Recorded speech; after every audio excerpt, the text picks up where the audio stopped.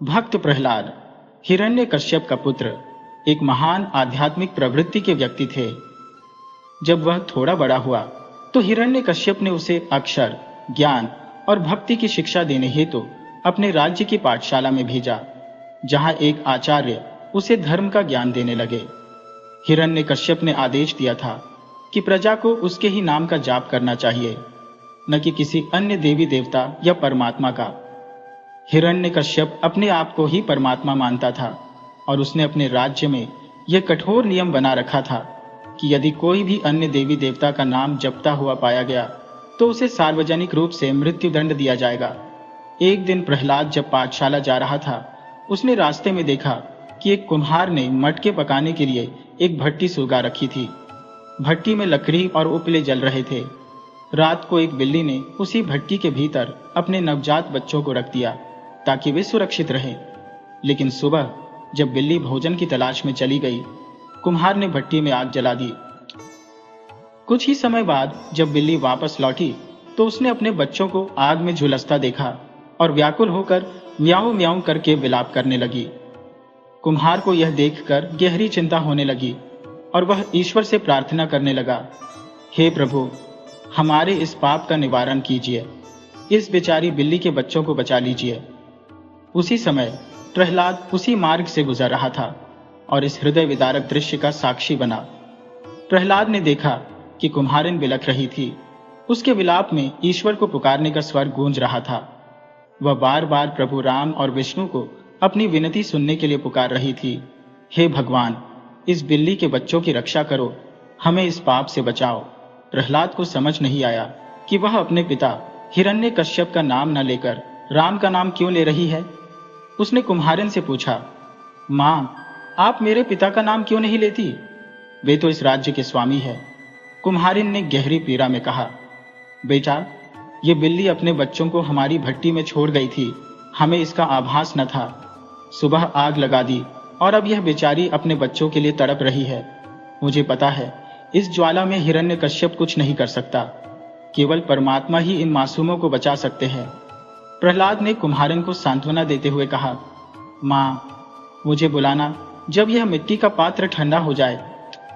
उसी समय एक शीतल हवा चली और भट्टी की ज्वाला शांत हो गई। जहां मटके पकने में 1 महीना लगता था, वहां मात्र 2.5 दिनों में ही मटके तैयार हो गए। कुम्हारिन ने प्रहलाद को बुलाकर मटके निकाले और चमत्कार हुआ। जिस मटके में बिल्ली के बच्चे थे वह अब का ही रहा, जबकि बाकी सभी मटके पूर्ण रूप से पक चुके थे। कुम्हारिन ने यह दृश्य देखकर प्रभु का धन्यवाद करते हुए उनकी स्तुति की। इस चमत्कार ने प्रहलाद के मन में भक्ति की अमिट छाप छोड़ी। उसने दृढ़ निश्चय किया कि वह भी परमात्मा का ही जाप करेगा। उसके मन में विचार आया, यदि भगवान ने इन निरीह जीवों की रक्षा की है तो सच्चे ईश्वर वही है और उन्हीं का नाम जपना मेरा धर्म है। उस दिन से प्रहलाद राम का नाम स्मरण करने लगा। इस घटना के कुछ समय पश्चात उसके गुरु ने उसे राम का जाप करते हुए देखा और चेताया, प्रहलाद, राजा हिरण्यकश्यप का नाम जप, वही ईश्वर है। परंतु प्रहलाद का उत्तर था, गुरुदेव, मेरे पिता केवल एक मानव है, राजा हो सकते हैं परंतु भगवान नहीं। असली परमात्मा वही है जो हर जीव की रक्षा कर सकते हैं। उस क्षण से प्रहलाद के हृदय में परमात्मा की भक्ति और प्रबल हो गई। विशेष परिस्थितियों और संकट की घड़ी में केवल परमात्मा ही सच्चा सहारा बन सकते हैं। केवल वही जीवों का सच्चा कल्याण करता है। राजा चाहे कितना भी शक्तिशाली हो, वह केवल राज्य का संचालन कर सकता है, लेकिन असल कल्याण का अधिकारी परमात्मा ही है। राजा का कर्तव्य है कि वह अपने प्रजाजनों की रक्षा करे और न्याय की स्थापना में अडिग रहे, परंतु इस कर्तव्य का पालन भी उसे परमात्मा के भय और भक्ति से प्रेरित होकर ही करना चाहिए। अगर कोई राजा प्रजा का शोषण करता है तो ईश्वर उसे दंडित करता है और अंततः उसे दुखमय योनियों में जन्म लेकर कष्ट भोगने पड़ते हैं। प्रहलाद ने अपने गुरु से कहा, गुरुदेव, मैं सच्चे परमात्मा का ही नाम जपूंगा। इसके उत्तर में गुरु ने कहा, तुम हमारे शिष्य हो, हमारे उपदेशों का पालन करो, न कि हमें उपदेश दो। प्रहलाद ने विनम्रता से उत्तर दिया, गुरुदेव, मेरा उद्देश्य आपको शिक्षा देना नहीं, अपितु सच्चे धर्म का परिचय देना है। इस पर गुरु ने क्रोधित होकर पूछा, तुम्हें यह ज्ञान किसने दिया? प्रहलाद ने बताया, मुझे यह स्मरण है कि जब मैं अपनी माता के गर्भ में था, नारद जी ने मुझे परमात्मा की महिमा और मानव का धर्म बताया था। उन्होंने मुझे नाम जप का मार्ग दिखाया था और अब मैं उसी पथ का अनुसरण कर रहा हूँ। यह सुनकर गुरु ने हिरण्यकश्यप को जाकर बताया कि उसका पुत्र केवल राम का नाम जपता है और उनकी कोई भी बात नहीं सुनता, उल्टे उसे शिक्षा देने लगता है। हिरण्यकश्यप ने अपने पुत्र प्रहलाद को बुलाकर समझाने का प्रयास किया, अब से तुम राम का नाम नहीं लोगे। पर प्रहलाद ने स्पष्ट शब्दों में कहा, पिताजी, परमात्मा ही वास्तविक समर्थ है, हर संकट से वही बचा सकते हैं। इंसान चाहे जितना भी सामर्थ्यवान हो जाए, लेकिन वह ईश्वर के समकक्ष नहीं हो सकता। परमात्मा ही सबसे श्रेष्ठ है, वही सबसे समर्थ है। प्रहलाद के इन शब्दों ने हिरण्यकश्यप के अहंकार को और भड़काया और क्रोध से तिलमिलाकर उसने अपने सेवकों और सिपाहियों को आदेश दिया, इस बालक को मेरी आंखों से दूर ले जाओ और इसे सर्पों से भरे जंगल में डाल आओ। हिरण्यकश्यप के आदेश का पालन करते हुए प्रहलाद को सांपों से भरे गहरे जंगल में छोड़ दिया गया, ताकि जहरीले सांप उसे डस लें और उसकी जान चली जाए। लेकिन ईश्वर की कृपा से सांपों ने उसे छुआ तक नहीं। प्रहलाद उन सर्पों के बीच में सुरक्षित होकर सो गया और सुबह होते ही कुछ सांपों ने अपने फन फैलाकर उसे धूप से छाया प्रदान की। जब राजा को इस बात का पता चला तो उसने अपने सैनिकों को आदेश दिया कि जाकर देखें कि उसका पुत्र जीवित है या नहीं। सैनिकों ने जाकर देखा तो पाया कि प्रहलाद सुरक्षित है और चैन से सोया हुआ है। उन्होंने उसे जगाया और वापस दरबार में लेकर आए। फिर राजा ने क्रोध में आकर उसे ऊंचे पर्वत से नीचे फेंकवाने का हुक्म दिया। सैनिकों ने उसे पर्वत की चोटी से नीचे गिरा दिया, लेकिन प्रहलाद फूलों से ढकी झाड़ियों में गिरा और फिर भी सुरक्षित रहा। उसकी दृढ़ आस्था और परमात्मा में उसका विश्वास उसे हर संकट से बचा रहे थे। तब हिरण्यकश्यप ने अपनी बहन होलिका को बुलवाया और उसे आदेश दिया कि वह प्रहलाद को अग्नि में लेकर बैठे। होलिका के पास एक विशेष चादर थी जो अग्नि में उसे जलने से बचाती थी। उसने वह चादर ओढ़कर प्रहलाद को अपनी गोद में बैठा लिया और अग्नि प्रज्वलित की गई। लेकिन ईश्वर ने ऐसी हवा चलाई कि वह चादर होलिका से उड़कर प्रहलाद को ढक गई। होलिका अग्नि में जलकर राख हो गई, जबकि प्रहलाद सुरक्षित रहा। यह देखकर प्रहलाद का विश्वास ईश्वर पर और भी दृढ़ हो गया। उसकी भक्ति और समर्पण ने उसे हर परीक्षा में खरा उतारा। हिरण्यकश्यप ने ब्रह्मा जी से ऐसा वरदान प्राप्त किया था कि वह ना दिन में मरेगा, न रात में, न किसी अस्त्र शस्त्र से, न पृथ्वी पर, न आकाश में, और न ही कोई मनुष्य, पशु या पक्षी उसे मार सकेगा। उसने प्रहलाद को मारने के लिए एक गर्म लोहे का खंभा आग में तपाया और प्रहलाद को उसके पास खड़ा कर दिया। परंतु ईश्वर की मर्जी कुछ और ही थी। हिरण्यकश्यप ने चुनौती देते हुए कहा, देखता हूं यह खंभा कैसे तेरी रक्षा करता है। अत्याचार के इस दृश्य को हजारों लोग देख रहे थे और भक्त प्रहलाद क्षण भर के लिए थोड़ा भयभीत हुआ। विचारों में डूबा कि इस भयानक अग्नि में परमात्मा कैसे आएंगे और उसे कैसे बचाएंगे। उसी समय उसकी दृष्टि खंभे पर पड़ी, जहां भूरे रंग की छोटी छोटी चींटियां कतारबद्ध होकर ऊपर नीचे चल रही थी, मानो निर्भय होकर आग के पास से गुजर रही हो। प्रहलाद ने विचार किया, यदि ये चींटियां नहीं जल रही तो मुझे भी कुछ नहीं होगा, और उसने अपने आराध्य भगवान को स्मरण करना शुरू किया। हिरण्यकश्यप ने उपहास भरे स्वर में कहा, देखता हूं यह खंभा तुझे कैसे बचाता है। और उसने खंभे को दोनों हाथों से कसकर पकड़ा। उसने प्रहलाद को धमकी दी, यदि तू इस खंभे को नहीं पकड़ेगा तो मेरी तलवार तेरी गर्दन काट देगी। भय के कारण बालक प्रहलाद ने पूरे समर्पण से अपने आराध्य का ध्यान किया और खंभे को पकड़ने के लिए आगे बढ़ा। और तभी उसी खंभे के भीतर से नृसिंह का अवतार प्रकट हुआ। उनके रौद्र रूप ने हिरण्यकश्यप को भयभीत कर भागने पर विवश कर दिया। नृसिंह ने हिरण्यकश्यप को अपने घुटनों के पास उठाकर हवा में लटका दिया। असहाय हिरण्यकश्यप ने हार मानते हुए प्रार्थना की, मुझे क्षमा कर दो, मैं अब किसी के साथ अत्याचार नहीं करूंगा। तब नृसिंह भगवान ने कहा, क्या मेरे भक्त ने तुझसे पहले क्षमा की याचना नहीं की थी, जिसे तूने अनसुना कर दिया? आज अपनी प्राण रक्षा के लिए भयभीत हो रहा है। उनके वचन गूंज उठे, मैं न मानव हूं न पशु, यह न आकाश है न धरती, समय का कोई प्रहर नहीं है, न ही वर्ष का कोई विशेष महीना, न कोई अस्त्र है न शस्त्र। मैं तुझे वही समाप्ति दूंगा जो तूने अपने अहंकार में मांगी थी।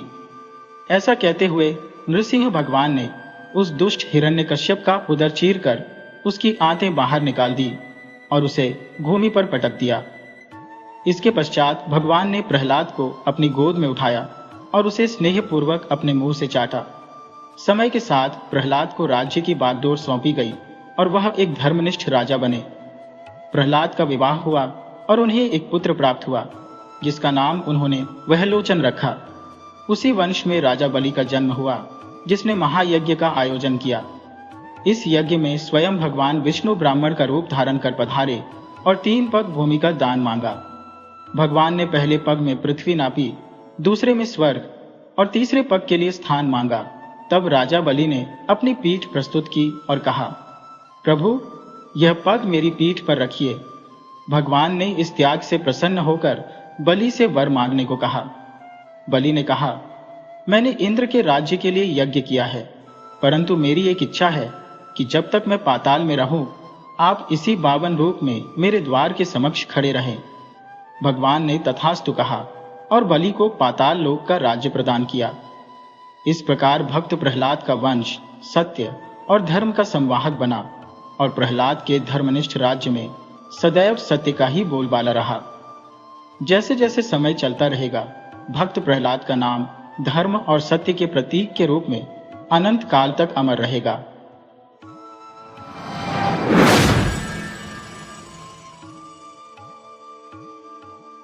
एक छोटे से गांव में रामकिशन अपने परिवार संग निवास करता था।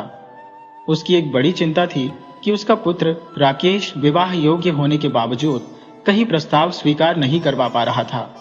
इस बाध्यता में आखिरकार रामकिशन ने अपने बेटे का विवाह एक गरीब परिवार की बेटी से करवा दिया। कारण यह था कि वह लड़की सांवली थी और कहीं और से संबंध जुड़ नहीं रहा था। ऐसे में रामकिशन ने विवश होकर अपने पुत्र राकेश का हाथ मंजू नाम की उस लड़की के साथ मिलाया। रामकिशन के भाई का पुत्र राजेश बिल्कुल विपरीत था। राजेश न सिर्फ मेहनती था, बल्कि उसका आचरण भी अति उत्तम था, जिसके चलते उसका विवाह अच्छे और प्रतिष्ठित घराने में हुआ। उधर रामकिशन का बेटा राकेश ट्रक चलाता था और उसकी संगत कुछ सही नहीं थी। वह धीरे धीरे शराब के शिकंजे में फंसता गया और जुए में भी हाथ आजमाने लगा। रामकिशन स्वयं भी अपनी जवानी के दिनों में खेलकूद और अन्य गतिविधियों में लिप्त रह चुका था, इसलिए उसे इस सब पर कोई विशेष आपत्ति न थी। राकेश इकलौता कमाने वाला बेटा होने के कारण और भी निडर और बेकाबू हो गया था।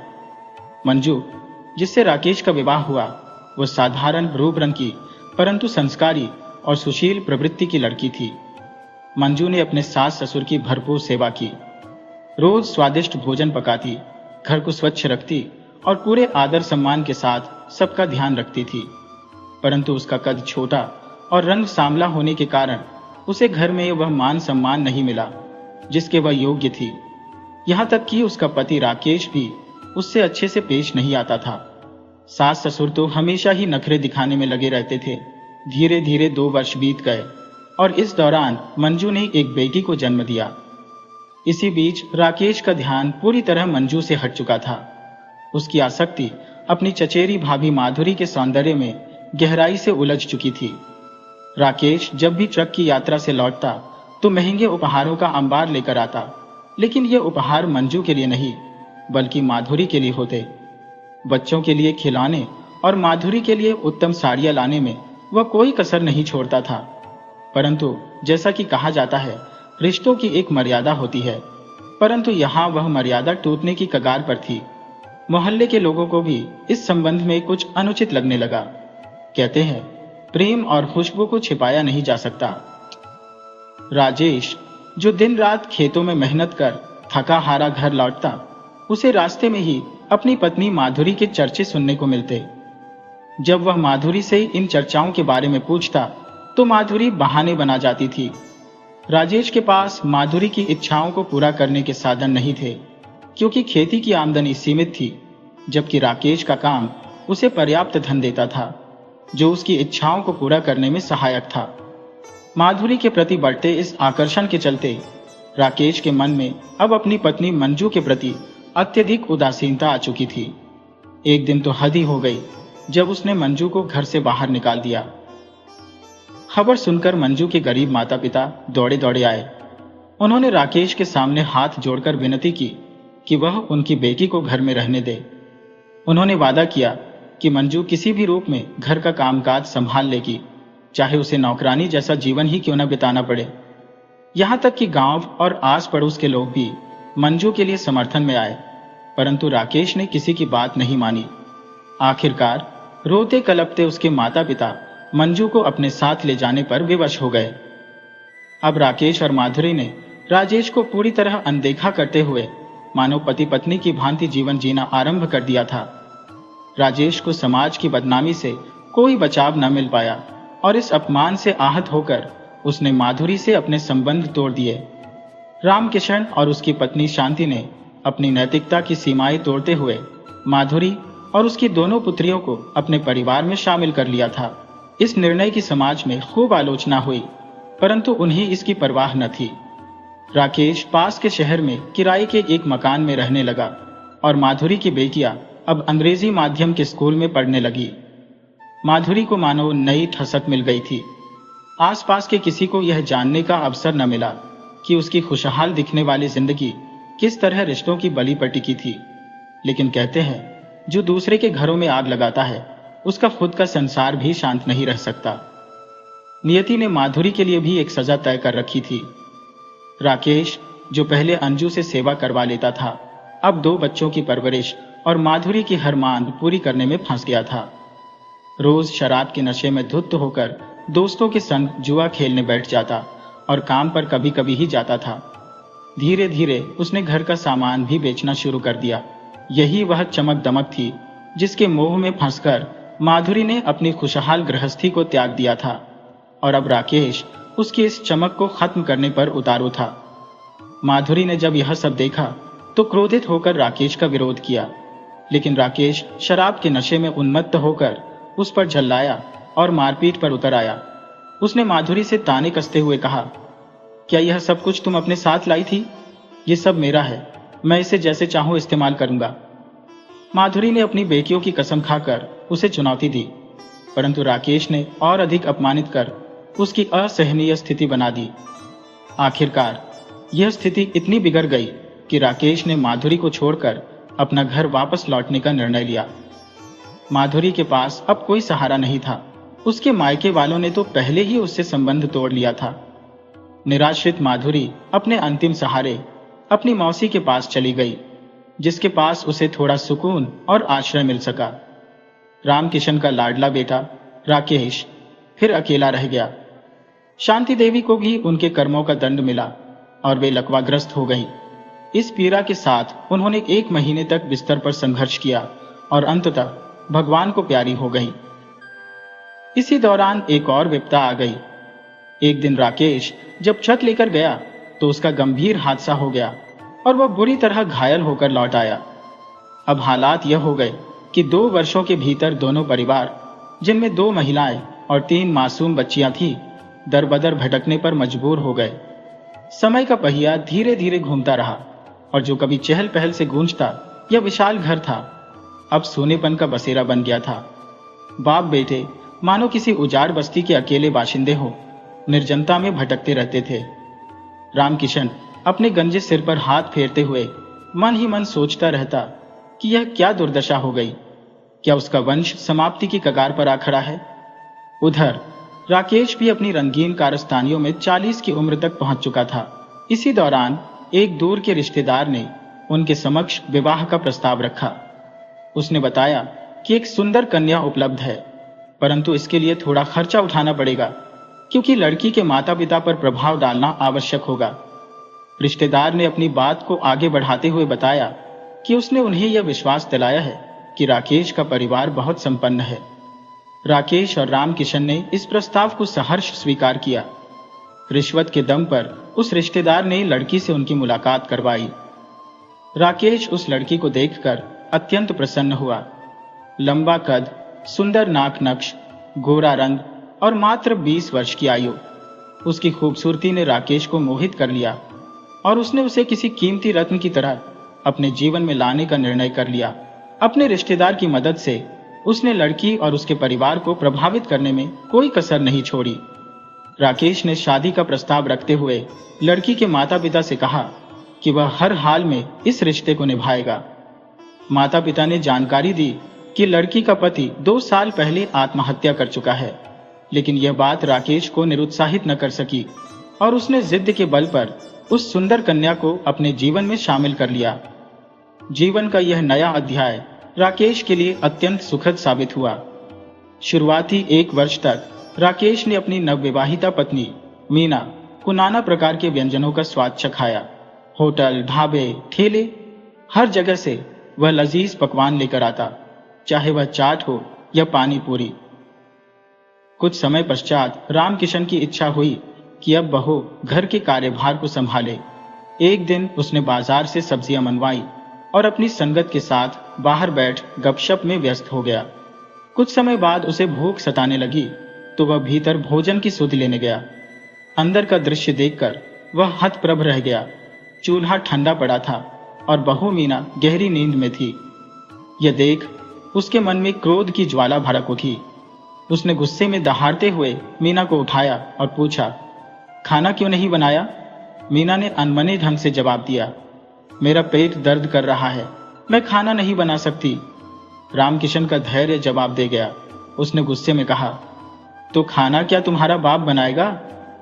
इस पर मीना तेजी से उठकर खड़ी हुई और तीखे स्वर में जवाब दिया, मेरे पिता पर मत जाइए, नहीं तो। रामकिशन का पारा और चढ़ गया, परंतु मीना ने भी हार मानने का नाम नहीं लिया। रामकिशन ने अपनी नई बहू मीना पर काफी रुपए खर्च कर उसे घर की जिम्मेदारियों में लगाने का सपना देखा था, लेकिन चीजें उसके अनुकूल नहीं हो रही थी। एक दिन जब रामकिशन ने मीना को खाना न बनाने पर फटकार लगाई तो मीना ने भी बेजा हरकतें दिखाई। दोनों में शब्दों का संग्राम हुआ, जहां मीना ने तीखे और अप्रत्याशित शब्दों का बौछार कर दिया। रामकिशन के मित्र बाहर खड़े तमाशबीन की भांति उनके झगड़े को देखते हुए मुस्कुराते रहे। राकेश के आने पर हालात ने और भी रोचक मोड़ लिया। रामकिशन ने राकेश से अपने समर्थन की अपेक्षा की, लेकिन मीना ने लाठी उठाकर ही पलटवार कर दिया, जिससे राकेश अचंभित रह गया। उसकी क्रोध में तनी हुई मांसपेशियों और उग्रता से लाल चेहरा देखकर हर कोई चकित था। मीना ने खुद को निर्भीकता से स्थापित किया और चुनौतीपूर्ण शब्दों में राकेश को ललकारा। इस घटनाक्रम की चर्चा गांव में आग की तरह फैल गई और लोग रामकिशन और उसके परिवार की दुर्दशा पर मन ही मन हंसी कर रहे थे। गांव के लोग सलाह देते दिखे कि यह बहू अपने व्यवहार से अत्यंत अप्रत्याशित है। एक दिन मीना ने घर के कपड़े इकट्ठा करके उनमें आग लगा दी, जिससे मोहल्ले वालों को भी हस्तक्षेप करना पड़ा। आखिरकार मोहल्ले वालों की सलाह पर रामकिशन और राकेश को मीना के व्यवहार पर नियंत्रण के लिए गंभीर विचार करना पड़ा, क्योंकि उन्हें लगने लगा कि यह समस्या केवल झगड़े तक सीमित नहीं है। कहते हैं, विधि का विधान अटल है, और रामकिशन और राकेश ने इस कटु सत्य का सामना कर लिया। वर्षों की बेइज्जती और घमंड अब निरर्थक हो गए थे, लेकिन फिर भी उन्हें इस अपमानजनक परिस्थिति को स्वीकार करना पड़ा। आखिरकार वंश को आगे बढ़ाने का दायित्व भी था। मीना ने न केवल 4 संतानों को जन्म दिया, 3 पुत्र और 1 कन्या, बल्कि उनकी देखभाल से भी खुद को अलग कर लिया। बच्चों का भरण पोषण रामकिशन और राकेश के जिम्मे था। राकेश सुबह सुबह खाना बनाकर ऑटो चलाने निकल जाता और रामकिशन दिन भर बच्चों की देखभाल में जुटे रहते। कभी अगर विरोध में कुछ कहने की कोशिश करते तो मीना का क्रोध उन पर भारी पड़ता। मीना दिन भर आराम फरमाती, पूरियों का आनंद लेती और अगर कभी पैसे की कमी हो जाती तो गांव के लड़कों से पैसे उधार ले लेती। शर्मिंदगी के मारे रामकिशन और राकेश को मजबूरन उसे पैसे देने पड़ते थे। सावन का महीना हो या शादी ब्याह का मौसम, मीना हर मौके पर अपनी धाक जमाए रखती। गांव की हर दावत में, हर उत्सव में मीना का आना तय रहता, चाहे उसे बुलाया गया हो या नहीं। उसकी मौजूदगी हर सभा को और अधिक रोचक बना देती, इसलिए हर कोई बेसब्री से उसकी प्रतीक्षा करता। राकेश को एक दिन अपनी पहली पत्नी मंजू की याद सताने लगी। उसने अपने पिता से मिन्नत की कि वह मंजू से माफी मांग ले और उसे घर वापस ले आए। रामकिशन ने उसकी बात मान ली, लेकिन जब राकेश अपने ससुराल पहुंचा तो उसे पता चला कि मंजू का फिर से विवाह हो चुका है और वह एक सुखी जीवन जी रही है। वह अब एक पुत्र की मां भी बन चुकी थी और अपने नए परिवार में खुश थी। मंजू की जिंदगी में अब स्थिरता और प्रसन्नता आ चुकी थी, जबकि रामकिशन और राकेश ने अपने लिए जो बीज बोए थे अब उन्हें उसकी फसल काटनी पड़ रही थी। गांव में लोगों का मानना था कि जैसा कर्म उन्होंने मंजू के साथ किया था उसकी सजा उन्हें मीना के रूप में मिली। मीना ने न केवल उनकी हेकड़ी तोड़ी बल्कि उनके अहंकार को भी चूर कर दिया। वह बहू जिसने उन्हें हर मोड़ पर नीचा दिखाया, गांव वालों के लिए एक न्याय का प्रतीक बन गई।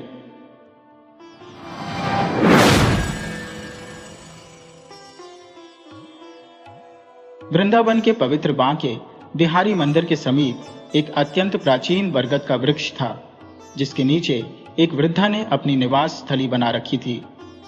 उस बुढ़िया माई की सूरत से स्पष्ट प्रतीत होता था कि वह किसी अच्छे घराने से थी। उनके चेहरे पर एक आभा झलक रही थी, जिससे यह तो साफ था कि वे कोई साधारण भिखारी नहीं है, लेकिन उनके वस्त्र इतने जीर्ण शीर्ण अवस्था में थे कि उनकी परिस्थिति स्वतः उजागर हो जाती थी। वह वृद्धा एक घिसी पिटी चादर ओढ़े उसी पेड़ के तले पड़ी रहती। 10 दिन का समय बीत चुका था। इसी तरह मंदिर में जो भी श्रद्धालु शीश नवाने आता, वह उस बुढ़िया माई को कुछ न कुछ भेंट कर देता या कोई राहगीर दया कर कुछ खाने का सामान दे जाता, जिससे उनका जीवन किसी प्रकार चलता रहता। श्रवण हर वर्ष अपने माता पिता की पुण्यतिथि पर इस मंदिर में आता और निर्धनों को भोजन कराता। उसके माता पिता का असमय निधन एक सड़क दुर्घटना में हो गया था, जिससे वह पूरी तरह से अकेला हो गया। जब यह दुर्घटना हुई, वह कंप्यूटर इंजीनियरिंग की पढ़ाई कर रहा था। उसके बाद से श्रवण ने अपने जीवन का हर मार्गदर्शन माता पिता के दिए गए संस्कारों से ही पाया। इंजीनियरिंग के अंतिम वर्ष में ही उसे एक प्रतिष्ठित नौकरी का प्रस्ताव मिल गया था और अब वह एक बहुराष्ट्रीय कंपनी में एक उच्च पद पर कार्यरत था। सप्ताहांत के दिन वह अपने मित्रों के संग घूमने फिरने में बिताता, किंतु आज उसकी माता पिता की बरसी थी और वह गरीबों को भोजन कराने के उद्देश्य से मंदिर आया था। सभी निर्धनों को भोजन देने के बाद उसकी दृष्टि बरगद के नीचे बैठी उस वृद्धा पर पड़ी। श्रवण को उस बुढ़िया माई के चेहरे पर एक विचित्र सा आकर्षण और ममता दिखाई दी। शायद उसे उस वृद्धा में अपनी माँ या दादी का अक्स नजर आया। वह स्नेहपूर्वक उस बुढ़िया माई की ओर देखता रहा और फिर धीरे से उसके पास जाकर बोला, माँ, खाना खाओगी? लेकिन वह वृद्धा गहरे उदासीनता में खोई हुई थी। शायद इसीलिए उसने कोई उत्तर नहीं दिया। श्रवण ने पुनः कहा, अच्छा माँ, यह मंदिर का प्रसाद है, इसे तो खा लो। और ऐसा कहते हुए उसने अपना हाथ आगे बढ़ाया। उसमें प्रसाद लिए हुए उस माई के प्रति संपूर्ण श्रद्धा और प्रेम से श्रवण ने धीरे धीरे प्रसाद का स्वाद लिया और बुढ़िया माई के निकट जाकर उनके पास बैठ गया। प्रसाद का निवाला लेते हुए उसने पूछा, माई, आप कहाँ से आई है और यहाँ इस पेड़ के नीचे क्यों बैठी हैं? बूढ़ी माई ने गहरी सांस लेकर कहा, अरे बेटा, यही तो अब मेरा आशियाना है। पहले मैं मथुरा में रहती थी। वहां मेरा एक भव्य घर था, विशाल और सुंदर। मेरे पति जब जीवित थे तो मुझे रानी बनाकर रखते थे, लेकिन उनकी मृत्यु के बाद धीरे धीरे अपने ही घर में मुझे मेरे बेटे और बहुओं की उपेक्षा का सामना करना पड़ा। वे तो मेरा चेहरा देखना भी गवारा नहीं करते थे। एक दिन का किस्सा है। मेरा बेटा आया और बोला, चलो अम्मा, तुम्हें वृंदावन की सैर कराता हूं। बांके बिहारी के दर्शन कर लौटते हैं। वह मुझे कार में बिठाकर यहां लाया और मंदिर के पास छोड़ते हुए कह गया, अम्मा, जरूरी काम से जा रहा हूं, 2 घंटे में वापस आऊंगा। मैंने उससे साथ ले चलने की विनती की थी, पर उसने इनकार कर दिया। देखते देखते आज 15 दिन बीत गए। इंतजार में मेरी आंखें सूख गई, लेकिन न बेटा आया और न ही उसकी कोई खबर। अब समझ चुकी हो कि वह मुझे यहाँ क्यों छोड़ गया था। उसकी पत्नी मुझे कभी पसंद नहीं करती थी, इसीलिए मुझसे छुटकारा पाने का यह तरीका ढूंढा। बूढ़ी माई की आंखों में आंसू उमड़ आए और चेहरा मुरझा गया। श्रवण के मन में अपनी स्वर्गवासी दादी और मां की छवि उभर आई और उसकी आंखों में भी नमी छलक पड़ी। उसने भोजन में से जो बचा हुआ था उसे तुरंत बुढ़िया माई की चादर पर रख दिया, एक निवाला तोड़कर उनके मुंह में डाला और खुद भी खाने लगा। उसे ऐसा प्रतीत हुआ मानो वह अपने किसी आत्मीय के संग भोजन कर रहा हो। वह बुढ़िया माई के पास थोड़ी देर और बैठा रहा, उनके साथ बातें करता रहा। माता पिता की मृत्यु के बाद से वह अकेलापन महसूस करता था। उसे अपना घर सूना लगता था, इसलिए वह अक्सर बाहर ही रहना पसंद करता था। आज इस वृद्धा के साथ थोड़ी देर की बातचीत ने उसके दिल में अपनापन भर दिया। उसने सहजता से पूछा, माई, क्या मैं कुछ और आपके लिए कर सकता हूं? क्या तुम मेरे घर चलोगी? सरवन ने कहा। बूढ़ी माई ने गहरी सांस ली और कहा, बेटा, जब मेरा अपना खून, मेरा अपना बेटा, जिसे मैंने अपने खून पसीने से पाला, जब वही मुझे अपने घर में स्थान नहीं दे सका, तो तू मुझे अपने घर ले जाकर क्या करेगा? जब अपने ही ने मेरा साथ छोड़ दिया तो दूसरों से क्या उम्मीद रखो? रहने दो बेटा, मुझ पर दया और तरस की आवश्यकता नहीं। मैं यहाँ पराई छाव में जैसे तैसे अपने दिन गुजार लूंगी। सरवन ने धीरे से कहा, माई, मेरे माता पिता एक सड़क दुर्घटना में इस संसार से विदा हो गए। मैं इस दुनिया में पूरी तरह से अकेला हूं। मेरे घर में मेरे सिवा कोई और नहीं है। आपको देखकर माई, ऐसा लगता है जैसे मेरी दादी फिर से मेरे पास लौट आई है। अगर आप मेरे साथ रहेंगी तो मुझे बेहद सुकून मिलेगा। माई, भरोसा कीजिए, मुझे कोई असुविधा नहीं होगी, बल्कि आपके साथ से मेरे जीवन में सहारा मिलेगा। जब मैं दिन भर की थकान के बाद घर लौटूंगा तो आपका साथ मुझे संजीवनी जैसा लगेगा। तुम्हारे पास कम से कम मेरे लिए रहने को जगह तो होगी। बूढ़ी माई ने अपने कमजोर स्वर में कहा, यदि मुमकिन हो तो घर की देखभाल कर लेना और कभी कभी भोजन बना देना। इस तरह से मुझे एक माँ और दादी का प्यार मिल जाएगा और तुम्हें रहने के लिए छत। इस पर बूढ़ी माई ने गहरी सांस ली और कहा, बेटा, यह सब भावनाओं में बहकर कह रहे हो, लेकिन मुझे पता है कि 2-3 दिनों में ही तुम्हें मेरा साथ बोझ लगने लगेगा। फिर एक दिन तुम भी मुझे घर से निकाल दोगे। ना बेटा, मैं यहाँ अपने बांके बिहारी की शरण में ठीक हूँ। सरवन ने विनम्रता से उत्तर दिया, अम्मा, क्या सच में कोई अपने माता पिता को बोझ मान सकता है?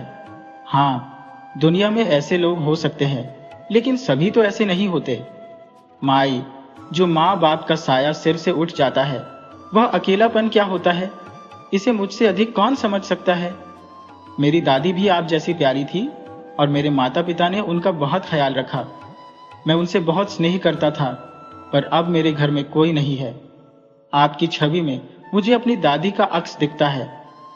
आपसे वादा करता हूं माई, मैं आपको कभी बोझ नहीं समझूंगा। सरवन के इन शब्दों पर बूढ़ी माई की आंखें भर आई और उनके होंठ कुछ बोलने में असमर्थ हो गए। सरवन ने स्नेह से माई का हाथ थाम लिया और बोला, अम्मा, अब कुछ सोचने की आवश्यकता नहीं है। रात होने को है, चलो मेरे साथ अपने नए घर में।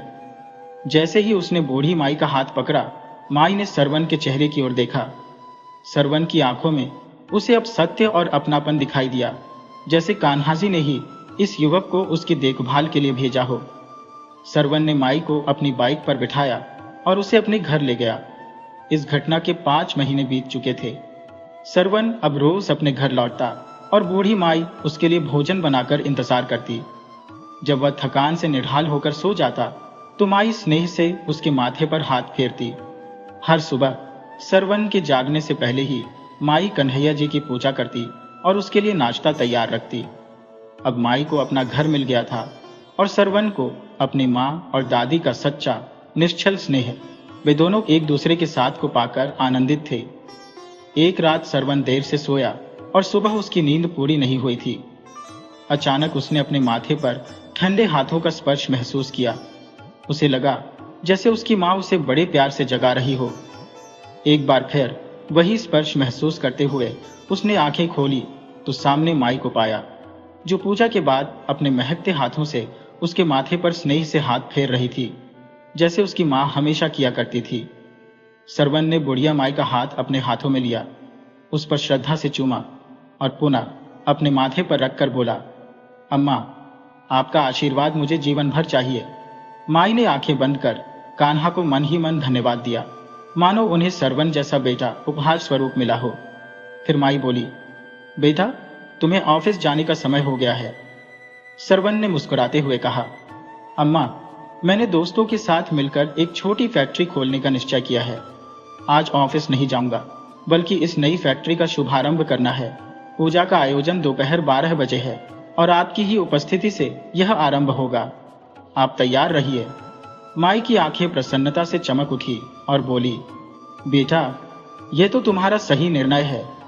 समय और भगवान के आशीर्वाद से तुम्हारी यह छोटी फैक्ट्री एक दिन विशाल उद्योग में बदल जाएगी। मेरा यह दृढ़ विश्वास और आशीर्वाद हमेशा तुम्हारे साथ है। कुछ ही दिनों में सरवन और उसके दोस्तों ने अथक परिश्रम से फैक्ट्री खड़ी कर दी। गुणवत्ता के साथ बनाई गई वस्तुओं के कारण फैक्ट्री की प्रगति तेजी से हो रही थी। अब सरवन दूसरी फैक्ट्री स्थापित करने के विचार में था और अपने काम में अधिकाधिक व्यस्त रहने लगा था। एक दिन माई ने कहा, बेटा, जीवन का उद्देश्य केवल काम नहीं होता, काम के साथ एक जीवन संगिनी का साथ भी जरूरी होता है। क्यों ना हम एक उपयुक्त लड़की देखकर तुम्हारी शादी कर दें। माई की इस बात पर सरवन ने हल्की सी मुस्कान के साथ कहा, अम्मा, सच कहूं तो मैंने इसके बारे में कभी गंभीरता से सोचा ही नहीं, लेकिन मेरी नजर में एक लड़की है, रीता नाम है उसका। वह मुझे बहुत पसंद है, पर उससे इस बारे में कभी बात नहीं की। रीता, जो सरवन की मां की सहेली की बेटी थी, अपनी पढ़ाई पूरी करके इसी शहर में काम कर रही थी। कभी कभार सरवन से उसकी मुलाकात हो जाती थी और सरवन को उसका व्यवहार और बात करने का ढंग बहुत भाता था। अगले ही दिन बुढ़िया माई सरवन के साथ रीता के घर गई और उसके माता पिता से विवाह का प्रस्ताव रखा। रीता के पिता ने यह प्रस्ताव सहर्ष स्वीकार कर लिया। कुछ ही दिनों में रीता सरवन की दुल्हन बनकर उसके घर आ गई। रीता अम्मा के स्नेह और अपनत्व से गहरे प्रभावित हुई और सरवन से भी अधिक लगाव उसे अम्मा से हो गया। रीता अक्सर सोचती, कैसे अम्मा उसकी हर भावना को, उसकी हर अस्फुट चाहत को बिन कहे पहचान लेती है और कैसे हर बार उसकी मूक इच्छाओं को पूरा कर देती है। समय सरकता गया और एक दिन श्रवण और रीता के घर जुड़वा संतानों का आगमन हुआ, एक बेटा और एक बेटी। सरवन्न का घर खुशियों से सराबोर हो उठा और अम्मा भी अब पूर्ण अर्थों में दादी बन चुकी थी।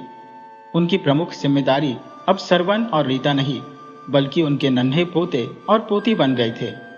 अम्मा का बिस्तर अब पोते पोती के कमरे में सजा दिया गया ताकि बच्चे अम्मा के ममत्व और संस्कारों की छांव में बड़े हो। बिना दादी के तो दोनों बच्चे एक निवाला भी मुंह में न रखते थे। जब भी वे मम्मी पापा संग बाजार जाते, जिद करके अम्मा को साथ लेकर ही लौटते। अब रीता और श्रवण पूरी तरह निश्चिंत थे, क्योंकि अम्मा दोनों बच्चों का ध्यान रखती थी, जिससे रीता श्रवण के व्यवसाय में पूर्ण सहयोग दे पाती थी। श्रवण भी अब रीता के सहयोग से नई ऊंचाइयों को छूने लगा था। उसकी फैक्ट्री की शाखाएं अब देश के विभिन्न शहरों में स्थापित हो चुकी थी, जहां हजारों कर्मचारी कार्यरत थे। इस बीच निशांत, अम्मा का वह बेटा जिसने कभी उन्हें अनदेखा कर दिया था, अब गहरे अपराध बोध से घिरा हुआ था। मां के प्रति किए गए अन्याय का पश्चाताप उसे हर पल कचोटता रहता था। सुख सुविधाओं की चाह में मां को छोड़कर चला गया निशांत अब अंतरात्मा की धिक्कार में जी रहा था। उसे हर दिन अपने क्रूर कृत्य की स्मृति बेचैन करती, पर वह इसे किसी के समक्ष व्यक्त नहीं कर सकता था। अब उसके घर में उसकी पत्नी का शासन था। वह मनमर्जी से खर्च करती, दुकान के पैसों को बेहिसाब खर्च कर देती, जिससे उसके पिता द्वारा स्थापित व्यवसाय तबाह होने के कगार पर पहुंच गया। आखिरकार उसे दुकान बंद करनी पड़ी और इसके बाद निशांत और उसकी पत्नी के लिए कठिन दिन शुरू हो गए। उनके पास अपना रोजमर्रा के खर्चों के लिए पैसे बचे थे, न ही बच्चों की जरूरतें पूरी करने के साधन। ऐसे समय में निशांत के एक मित्र ने उसे अपनी कंपनी में नौकरी दिलवाने में सहायता की। इस प्रकार उसकी जिंदगी धीरे धीरे पटरी पर लौटने लगी। कंपनी में वह पूरी तन्मयता से काम में जुट गया, जिसके परिणाम स्वरूप उसे वहां भी प्रशंसा और मान सम्मान मिलने लगा। अब निशांत कंपनी का एक प्रमुख कर्मचारी बन चुका था। स्थापना दिवस के अवसर पर कंपनी में भव्य वार्षिक महोत्सव का आयोजन किया गया था, जहां कर्मचारियों को उनकी योग्यता और समर्पण के आधार पर सम्मानित किया जाना था। इस बार निशांत भी उन प्रतिभाओं में से एक था जिसे पुरस्कार मिलना था। समारोह के दौरान यह पहली बार था जब कंपनी के मालिक सभी कर्मचारियों से व्यक्तिगत रूप से मिल रहे थे। समारोह के आरंभ में मैनेजिंग डायरेक्टर अपनी पत्नी, माता और बच्चों के साथ पधारे। जैसे ही पुरस्कार वितरण का समय आया तो कंपनी के डायरेक्टर ने मंच पर आते हुए कहा, आज का दिन हमारी कंपनी के लिए विशेष है, लेकिन यह कंपनी और मेरी यह स्थिति केवल अम्मा जी के आशीर्वाद के कारण ही संभव हुई है। अगर उनकी प्रेरणा नहीं होती तो न यह कंपनी होती और न मैं इस स्थान पर होता। इसलिए पुरस्कार वितरण का कार्य अम्मा जी के हाथों से संपन्न हो, यही मेरी कामना है। अम्मा जी, कृपया मंच पर आइए और अपने आशीर्वाद से योग्य कर्मचारियों को सम्मानित कीजिए। अम्मा जैसे ही मंच पर आई, उनकी आंखें अश्रुधारा में डूब गईं। एक एक करके पुरस्कार प्राप्तकर्ताओं के नाम की घोषणा होने लगी और अम्मा उन्हें सम्मानित करती रही। तभी एक नाम पुकारा गया, जिसे सुनते ही अम्मा के चेहरे पर असंख्य भाव उमड़ पड़े। ये नाम था निशांत मिश्रा। सामने से आता हुआ चेहरा भी कुछ परिचित सा प्रतीत हुआ। अम्मा ने ध्यान से देखा और पहचानते ही वह सत्य उभर आया। ये वही निशांत था जो एक समय उन्हें तीर्थ यात्रा का बहाना बनाकर बेरहमी से छोड़ गया था, जिसके बाद उसने मुड़कर भी उनकी सुध नहीं ली थी। अम्मा के मन में क्षण भर के लिए प्यार और गहरी वेदना के मिले जुले भाव उमड़ आए। उनका दिल धड़कने लगा, मानो समय ने उन्हें भंवर में डाल दिया हो। बड़ी कठिनाई से उन्होंने खुद को संभाला और किसी अजनबी के मानिंद निशांत को पुरस्कार थमाकर मोह फेर लिया। निशांत ने पुरस्कार प्रदान करने वाली महिला को गौर से देखा और सच जानकर उसकी आत्मा कांप उठी। वह कोई और नहीं बल्कि उसकी अपनी मां थी। यह जानकर निशांत के माथे पर पसीना छलकने लगा और उसे एहसास हुआ कि उसने क्या खोया है। हृदय की गहराइयों में पश्चाताप से भरकर वह अपनी मां के चरणों में गिर पड़ा। निशांत को यह विश्वास ही नहीं हो रहा था कि जिस मां को उसने अपने स्वार्थ के कारण त्याग दिया था, आज वही इतनी बड़ी साम्राज्य बन चुकी थी। उसने अपनी मां के सामने हाथ जोड़कर क्षमा मांगी और कहा, मां, मेरे साथ चलो, अपने घर लौट चलें। मां ने ठंडी नजर डालते हुए उत्तर दिया, कौन सा घर और कौन सी मां? मेरा बेटा तो उसी दिन मर चुका था जब वह मुझे मंदिर के बाहर अकेला छोड़ गया था। अब ना मैं तुम्हारी मां हूं और ना ही तुम मेरे बेटे। इतना कहकर वह बूढ़ी अम्मा पुरस्कार वितरण छोड़कर चुपचाप अपनी जगह पर जाकर बैठ गई। निशांत क्षमा मांगता रहा, पर मां ने उसकी ओर एक नजर तक नहीं डाली और श्रवण के साथ घर लौट गई। कभी निशांत अपनी मां का दुलारा हुआ करता था, पर पत्नी के उकसावे में आकर उसने अपनी मां से बहुत बुरा व्यवहार किया था, जिसकी छोटी मां के हृदय में आज भी ताजा थी। वहीं दूसरी ओर निशांत का हृदय टूट चुका था। उसे यकीन नहीं हो पा रहा था कि जिस कंपनी में वह काम कर रहा था, उसकी असल मालकिन उसकी अपनी मां थी। मां की घोर उपेक्षा और स्वयं के कर्मों के पाश से उसके मन में अनेक गहरे घाव उभर आए थे। प्रतिक्षण उसे अपनी मां की स्मृतियां बेचैन कर रही थी। उसे उसकी हर भूल काटती हुई प्रतीत होती थी। रविवार को अपने अपराध बोध से मुक्त होने की चाह में वह अपनी पत्नी नीता के साथ राधा रानी के मंदिर गया। भगवान के सामने हाथ जोड़ते ही उसे ऐसा आभास हुआ कि उसके पापों पर भगवान की कठोर दृष्टि हंस रही हो।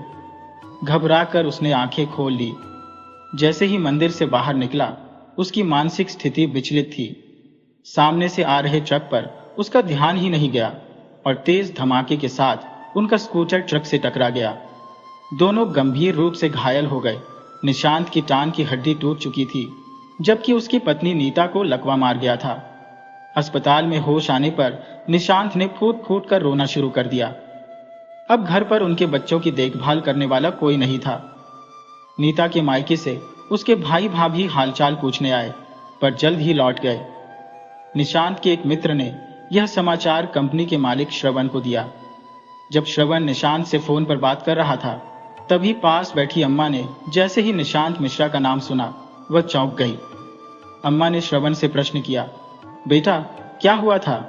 तुम किसके विषय में चर्चा कर रहे थे? तब श्रवण ने पूरा हाल बताया कि उसकी कंपनी के एक कर्मी निशांत मिश्रा का दुर्घटना में गंभीर आघात हुआ है। यह सुनते ही अम्मा की आंखों में अश्रु छलक उठे। जब श्रवण ने उनके आंसू का कारण पूछा, तब अम्मा ने सच्चाई उजागर कर दी। श्रवण ने शांतिपूर्वक उत्तर दिया, अम्मा, कर्मों का हिसाब तो हर किसी को चुकाना ही पड़ता है। जैसा बोया वैसा ही फल भी मिला है। मगर अम्मा के हृदय में अपने बेटे के लिए एक मूक वेदना बरकरार थी। उनका हृदय भीतर भीतर तड़प रहा था कि उसका बेटा और बहू असहाय अवस्था में बिस्तर पर पड़े हैं। तब अम्मा ने कहा, मैं कुछ समय अपने बेटे बहू के पास बिताना चाहती हूँ, कुछ दिन में लौट आऊंगी। श्रवण ने सहर्ष स्वीकृति दी और अम्मा को पर्याप्त धन देकर उनके बेटे बहू के पास पहुंचा आया। अम्मा ने अपने बेटे और बहू को एक उत्तम अस्पताल में भर्ती कराया, जहां उनकी संपूर्ण देखभाल होने लगी। अम्मा ने बच्चों को भी संभाला और उनके बंद पड़े व्यापार को पुनः खड़ा किया। श्रवण द्वारा दिए गए धन से अम्मा ने अपने बेटे की गृहस्थी को सुधारने में पूरा योगदान दिया। हर कदम पर श्रवण ने अम्मा की हर संभव सहायता की। एक ओर जहां निशांत की स्वास्थ्य स्थिति में सुधार होने लगा, वहीं दूसरी ओर उसका व्यापार भी पूर्व की भांति फलने फूलने लगा। जब कुछ समय पश्चात बेटे बहू की अस्पताल से छुट्टी हुई और वे अपने घर लौटे, तो वे अम्मा के समक्ष अत्यंत शर्मिंदा हुए। वे अपनी गलती पर पछताते हुए अम्मा के पैरों में गिर पड़े और उनसे माफी मांगने लगे। अम्मा ने भी उदारता पूर्वक उन दोनों को क्षमा कर दिया और अपने पोते पोतियों को प्रेम से दुलार किया। कुछ दिन और वहां ठहरने के बाद अम्मा ने कहा, अब तुम दोनों स्वस्थ हो चुके हो और अपनी गृहस्थी संभाल सकते हो। तुम्हारा व्यापार भी अच्छी गति से चलने लगा है। अब मुझे वापस लौटना चाहिए। मेरा बेटा और मेरा परिवार मेरा इंतजार कर रहे हैं। अम्मा ने अपना बैग तैयार कर लिया। निशांत और उसकी पत्नी ने बहुत विनती की कि वह वहीं रुक जाए, परंतु अम्मा ने दृढ़ता से कहा, बेटा, श्रवण मेरा पूरा ध्यान रखता है। अब वही मेरा सच्चा बेटा है, इसीलिए अब मुझे लौटना ही होगा। कुछ समय पश्चात श्रवण स्वयं गाड़ी लेकर अम्मा को लेने पहुंच गया। निशांत और उसकी पत्नी ने अम्मा को रोकने का प्रयास किया, लेकिन अम्मा ने अपना मन पक्का कर लिया था। वह अंततः श्रवण के पास लौट गई।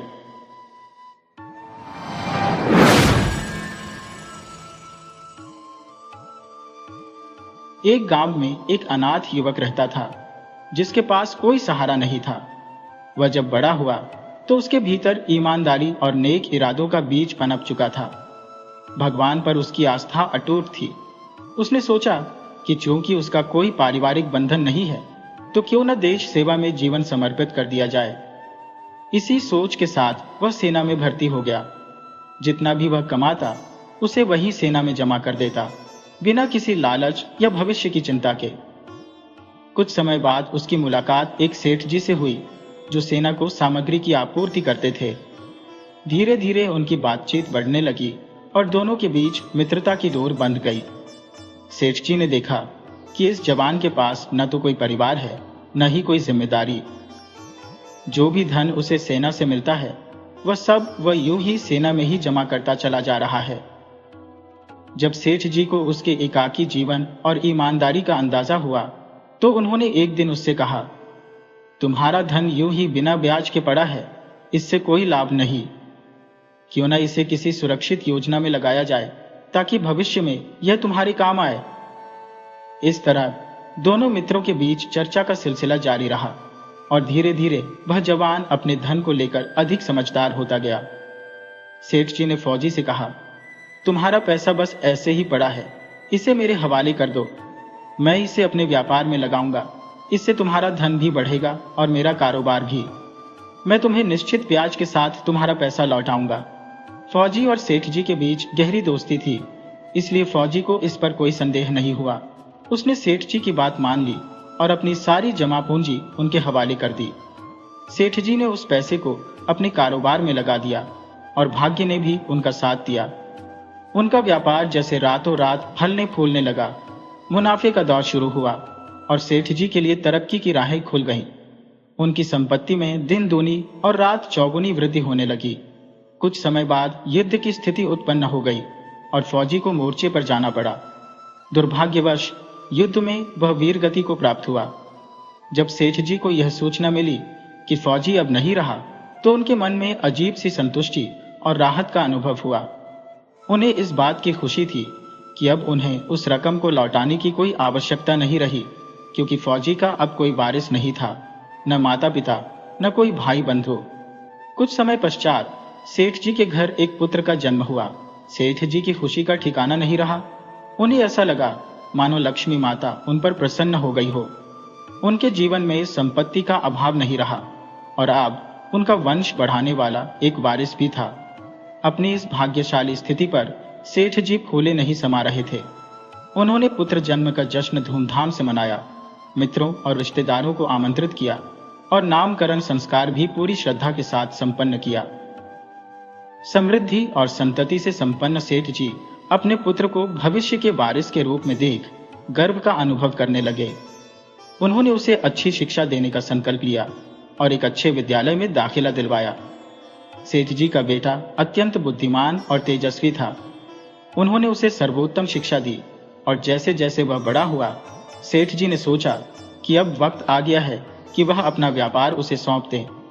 इसी विचार से प्रेरित होकर उन्होंने अपने पुत्र के विवाह का निर्णय लिया और एक सुसंस्कारी कन्या से उसका रिश्ता तय कर दिया। समय आने पर विवाह संपन्न हुआ और बहू ने घर में प्रवेश किया। अब सेठ जी का मन संतुष्ट था कि पुत्र न केवल गृहस्थी का भार संभाल लेगा, बल्कि व्यापार की बागडोर भी अपने हाथों में ले लेगा। धीरे धीरे सेठ जी ने उसे व्यापार के हर छोटे बड़े पहलू सिखाने आरंभ किए, परंतु कुछ ही समय में दुर्भाग्य ने दस्तक दी और उनके पुत्र की तबीयत बिगड़ने लगी। उसे कई डॉक्टरों के पास ले जाया गया, लेकिन औषधियों का उस पर कोई प्रभाव नहीं हो रहा था। जैसे जैसे बीमारी बढ़ी, घर की संपत्ति उपचार में धीरे धीरे नष्ट होती गई। एक के बाद एक सभी विशेषज्ञों को दिखाया, पर सब असफल रहे। आखिरकार डॉक्टरों ने हार मानकर कह दिया, अब इसका रोग लाइलाज है, इसे घर ले जाइए और जितनी सेवा कर सकते हैं करिए, क्योंकि इसके पास केवल 2 दिन ही बचे हैं। ये सुनकर सेठ जी का हृदय टूट गया। वे अपने बेटे को लेकर दुखी मन से घर की ओर चल दिए। रास्ते में एक व्यक्ति ने उन्हें रोते हुए देखा और कारण पूछा। सेठ जी ने अपनी पीड़ा व्यक्त करते हुए कहा, यह मेरा इकलौता बेटा है। इसे हर बड़े से बड़े वैद्य के पास ले गया, किसी ने भी इसे ठीक नहीं कर पाया। यह हमारे बुढ़ापे का सहारा था, पर अब डॉक्टरों ने कह दिया कि यह 2 दिन का मेहमान है। वह व्यक्ति कुछ देर सोचने के बाद बोला, सेठ जी निराश मत होइए, हमारे गांव में एक अनुभवी वैद्य है जिसकी दवाई तो मृत को भी जीवन दे दे। आप उसे जरूर दिखाएं। सेठ जी की आशा पुनः जाग उठी। बिना देर किए वे तुरंत उस वैद्य के पास पहुंचे और अपने पुत्र की बीमारी का पूरा विवरण सुनाया। उस वैद्य ने सेठ जी को एक औषधि की पुड़िया थमाते हुए पर्ची पर उपाय लिख कर दिया और अपने शुल्क के तौर पर निर्धारित रकम जो कुछ रुपए और आने में थी वसूल कर ली। सेठ जी अपने पुत्र को बचाने की आस लिए दौड़ते भागते घर लौटे और जल्दी से बेटे को औषधि खिलाई, किंतु औषधि का असर उल्टा निकला। दवाई खाते ही पुत्र का प्राणांत हो गया।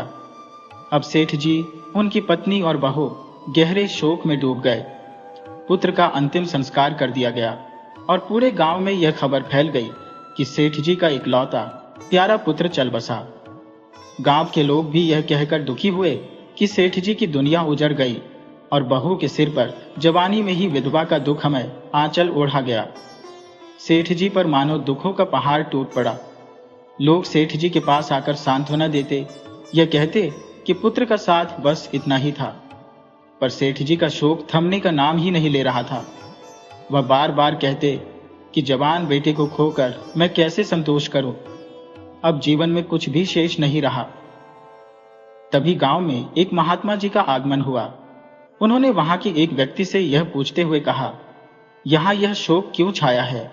उस व्यक्ति ने उत्तर दिया, गांव की सबसे बड़े सेठ का जवान बेटा गुजर गया है, इसीलिए सभी लोग दुखी हैं।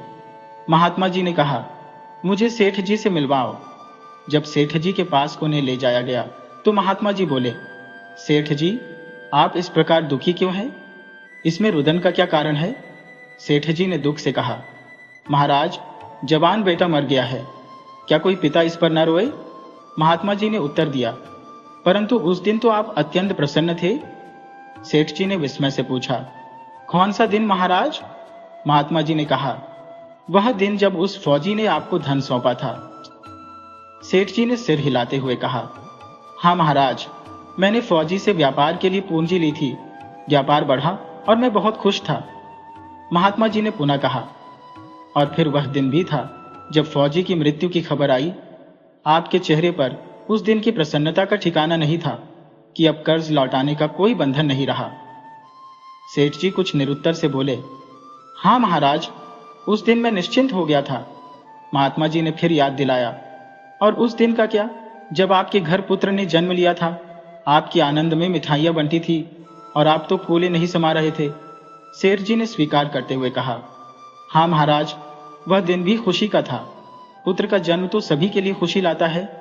महात्मा जी बोले, सच में उस दिन आपके हर्ष से धरती तक स्पर्श नहीं हो रहा था, और आज जब संसार की अनिश्चितता ने आपके साथ का अंत किया, तो समझें कि यही जीवन का नियम है। जिस दिन आपके बेटे का विवाह हुआ था सेठ जी, आपने कहा था कि उस दिन आपकी खुशी का ठिकाना नहीं था। महात्मा जी ने सेठ जी से कहा, शादी के अवसर पर हर पिता प्रसन्न होता है, आप भी हुए, यह स्वाभाविक था, लेकिन अब इस दुख पर इतना क्यों रो रहे हैं। इस पर सेठ जी ताव में आकर बोले, महाराज, मेरा जवान बेटा चल बसा है, क्या यह मामूली बात है। महात्मा जी शांत स्वर में बोले, सेठ जी, यह वही फौजी है जिसका पैसा आपने अपने कारोबार में लगाया था। उसने आपके घर में पुत्र के रूप में जन्म लेकर अपने धन का पूरा हिसाब किया। आपने उसकी शिक्षा, पहनावे और विवाह पर जो भी धन खर्च किया, वह सब उसने ब्याज सहित ले लिया। डॉक्टरों को जो भारी रकम दी, वह भी उसी के हिस्से की वापसी थी। अंततः जो कुछ पैसे बचे, वे उसने वैद्य को देकर अपने प्राण त्याग दिए। यह कर्मों का हिसाब किताब है सेठ जी, इसमें रोने का कोई कारण नहीं। जैसा बोया था वैसा ही काटा। सेठ जी ने एक गहरी सांस लेते हुए कहा, ठीक है महाराज, मेरे कर्मों का हिसाब मुझसे लिया गया, लेकिन वह जो मेरी जवान बहू घर में विलाप कर रही है, उसे यह पीड़ा क्यों सहनी पड़ी, उसका क्या दोष था।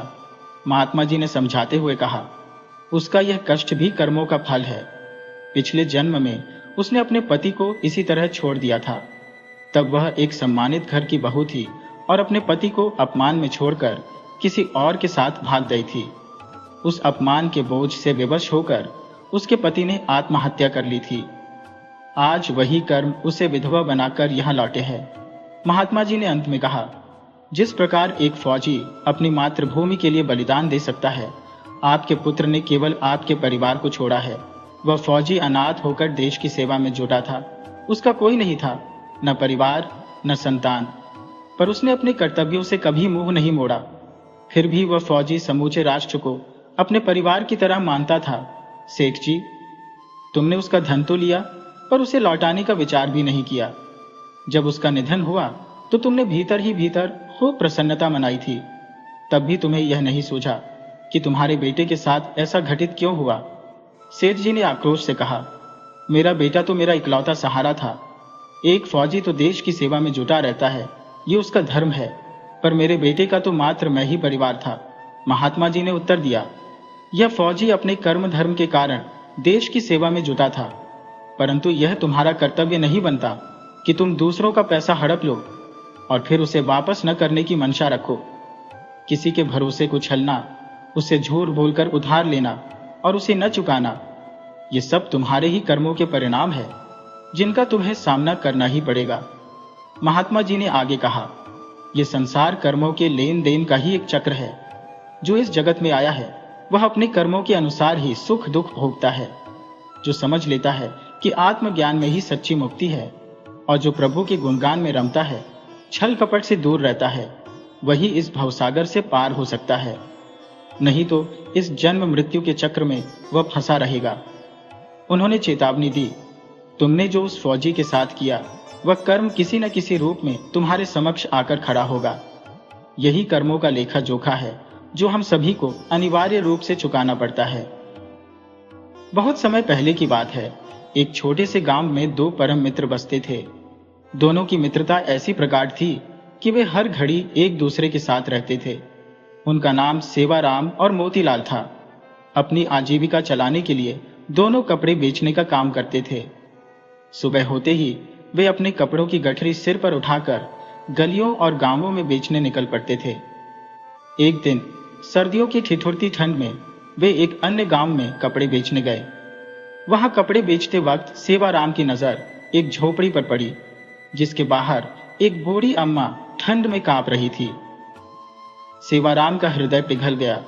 उसने बिना एक पल गंवाए अपनी गठरी में से एक कंबल निकाला और उस अम्मा को ओढ़ा दिया। कंबल की गर्मी पाकर अम्मा के चेहरे पर राहत की चमक आ गई और उसकी आंखों में कृतज्ञता की आभा झलकने लगी।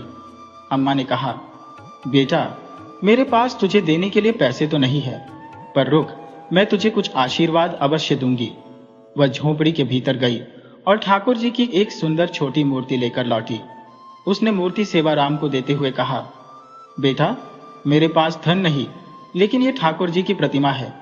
इसे अपने साथ रखना और खूब सेवा करना, तुम्हारी तरक्की जरूर होगी।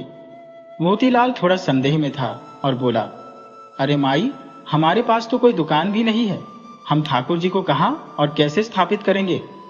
इस पर अम्मा मुस्कुराते हुए बोली, बेटा, ठाकुर जी की महिमा अपरंपार है, वे किसी भी स्थान पर अपने भक्त की रक्षा करेंगे। सेवाराम ने माई के प्रेम को देखकर मूर्ति को अपने सिर पर बांधे गमछे में समेट लिया और बोला, माई, तुमने जो यह प्रेम से दिया है, मैं इसे अवश्य अपने पास रखूंगा। मोतीलाल ने फिर भी संदेह प्रकट किया और कहा, ये माई हमें बस यूं ही झूठी तसल्ली दे रही है। पर सेवाराम का हृदय निश्चल था, वह ठाकुर जी को अपने हृदय में स्थान देने को तत्पर था। सेवाराम, जो ठाकुर जी के प्रति गहरा सम्मान रखता था, ने बुढ़िया माई से आदरपूर्वक कहा, माई, आपने यह ठाकुर जी मुझे इतने प्रेम से दिया है, तो अवश्य यह मेरे जीवन में कुछ अद्भुत करेगा। उनकी महिमा तो अनंत है, वो पल भर में किसी का भी भाग्य बदल सकते हैं। सेवाराम ने ठाकुर जी की मूर्ति को अपने गमछे में समेट लिया और हृदय से लगाकर रख लिया। बुढ़िया माई ने उन्हें ढेरों आशीर्वाद देना शुरू कर दिया।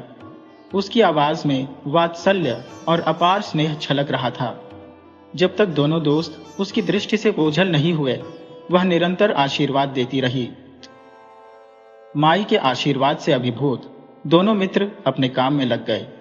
उसी दिन जैसे चमत्कार ही हो गया, उनकी कपड़ों की गठरी पूरी तरह बिक गई और उन्होंने खूब मुनाफा कमाया। इस सफलता से प्रेरित होकर उन्होंने सोचा, हर दिन पैदल चलने से हम थक जाते हैं और सीमित गांवों तक ही पहुंच पाते हैं। इसी सोच से दोनों ने उस दिन के मुनाफे से साइकिल खरीद ली। सेवाराम ने साइकिल की टोकरी में ठाकुर जी की प्रतिमा को सम्मान पूर्वक रख दिया और जहां भी वे जाते, ठाकुर जी उनके साथ होते। धीरे धीरे उनके व्यवसाय में इतना प्रगति हुई कि उनकी बिक्री में भी वृद्धि हो गई। अब उनकी मेहनत और ठाकुर जी की कृपा से दोनों ने मिलकर एक दुकान किराए पर ले ली। दुकान के कोने में ठाकुर जी के लिए एक छोटा सा मंदिर स्थापित किया गया। सेवाराम ठाकुर जी की नियमित पूजा करता और अपनी हर चिंता उनसे बांटता। समय के साथ उनका व्यवसाय तेजी से बढ़ने लगा और उन्होंने अपनी खुद की दुकान खरीद ली। उनके पास कपड़ों की बड़ी बड़ी कंपनियों के ऑर्डर आने लगे और उन्होंने बड़े बड़े शोरूम्स खोल लिए। अब दोनों दोस्तों का नाम क्षेत्र के बड़े उद्योगपतियों में गिना जाने लगा। वे एक दूसरे से कहते, जब हमारे पास कुछ भी नहीं था, तब ठाकुर जी के आशीर्वाद ने हमें समृद्ध बना दिया है।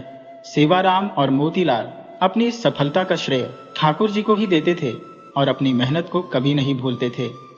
एक दिन सेवाराम की तबीयत थोड़ी नासाज थी, तो वह देर से दुकान पहुंचा। मोतीलाल ने उसे देखकर कहा, दोस्त, आज तुम इतनी देर से क्यों आए? तुम्हारे बिना दुकान का एक एक पल काटना मुश्किल हो जाता है। तुम्हारे बिना दुकान पर दिल लगता ही नहीं, मोतीलाल ने कुछ मायूस होकर कहा।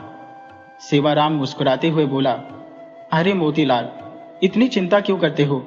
मैं कहीं जा नहीं रहा हूं। अगर कभी चला भी जाऊं तो ठाकुर जी है ना यहाँ।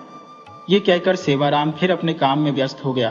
पहले दोनों के घर दुकान के नजदीक ही थे, लेकिन अब दोनों ने दुकान से काफी दूर आलीशान महल नुमा घर बना लिए थे, क्योंकि अब वे बड़े व्यापारियों में गिने जाते थे।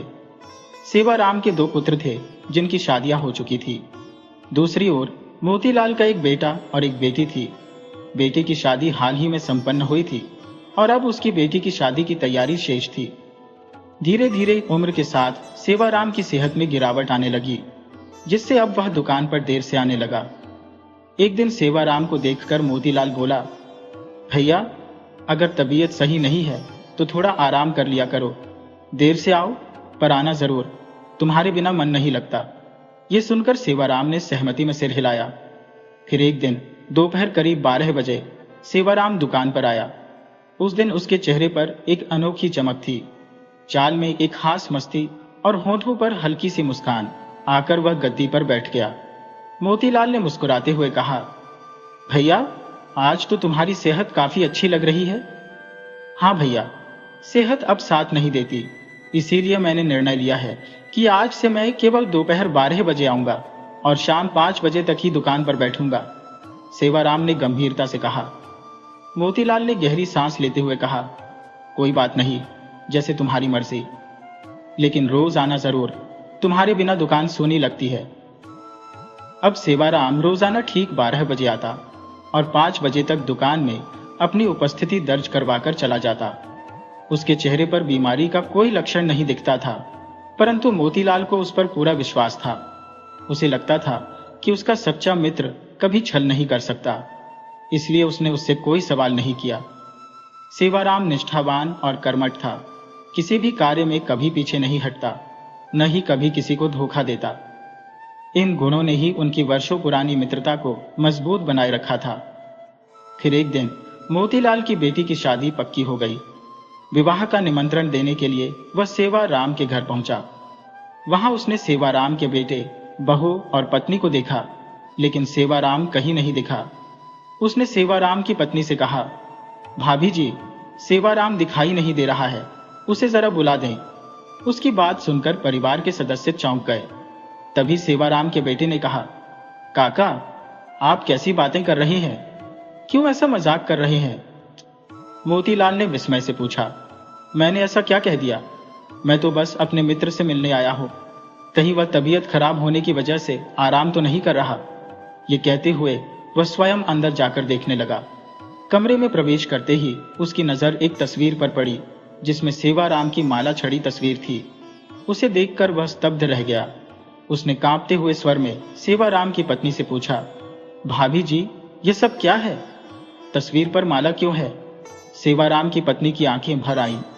उसने रूंधे गले से कहा, भैया, आप हमारे जख्मों को क्यों कुरेद रहे हैं? मोतीलाल कुछ समझ ही नहीं पाया। तभी सेवाराम का बेटा आगे बढ़ा और बोला, काका, आपको नहीं पता, पिताजी को गुजरे हुए 6 महीने हो चुके हैं। ये सुनते ही मोतीलाल के पैरों तले जमीन खिसक गई। उसे लगा जैसे उसके ऊपर आकाश टूट पड़ा हो। वह एक तक खड़ा रह गया, मानो उसकी दुनिया ही बिखर गई हो। उसके लिए यह समझ पाना असंभव सा हो गया था कि ऐसा कैसे संभव है। रोज ही तो सेवाराम दुकान पर आता था, हालांकि अब उसकी तबीयत ठीक नहीं रहती थी, इसलिए वह थोड़ी देर से दोपहर 12 बजे आता और 5 बजे तक रुकता था। तभी सेवाराम की पत्नी बोली, आपको सच में नहीं मालूम, हर महीने आप हमारे हिस्से का मुनाफा देने हमारे घर तो आते ही हो? मोतीलाल ने आश्चर्यचकित होते हुए कहा, भाभी जी, आप ये क्या कह रही हैं? पिछले 6 महीनों से तो मैं आपकी दोगुनी राशि देकर जा रहा हूं। सेवाराम की पत्नी ने दोबारा वही बात कही, लेकिन मोतीलाल का सर घूमने लगा। उसे समझ नहीं आया कि यह सब कैसे हो सकता है। उसने सोचा, 6 महीने से तो मैं खुद उनके घर जा रहा हूं मुनाफा देने। अचानक मोतीलाल को वह बात याद आई जो सेवाराम ने कहा था, यदि मैं न रहूं तो ठाकुर जी हैं। यह सुनते ही मोतीलाल को सत्य का भान हुआ। उसने धीरे से कहा, भाभी जी, मुझे तो आपके घर आए हुए 6 महीने से अधिक हो गए हैं। मैं कैसे आपके घर मुनाफा देने आ सकता हूं? यह सोचते ही उसके दिल में ठाकुर जी की महिमा का आभास हुआ। उसकी आंखों से आंसू बहने लगे। वह समझ गया कि सेवाराम की अनुपस्थिति में स्वयं भगवान ही उसके हिस्से का मुनाफा दे रहे थे। अब उसे सच्चाई स्पष्ट हो गई। ठीक उसी समय जब सेवाराम दुकान पर नहीं होता था, दोपहर 12 से शाम 5 बजे तक मंदिर के पट बंद रहते थे और ठाकुर जी विश्राम करते थे। यही समय था जब ठाकुर जी दुकान में आते और सेवाराम का स्थान संभालते। इस एहसास से मोतीलाल का हृदय भर आया। उसने रोते हुए कहा, ठाकुर जी, आपकी लीला तो अपरंपार है।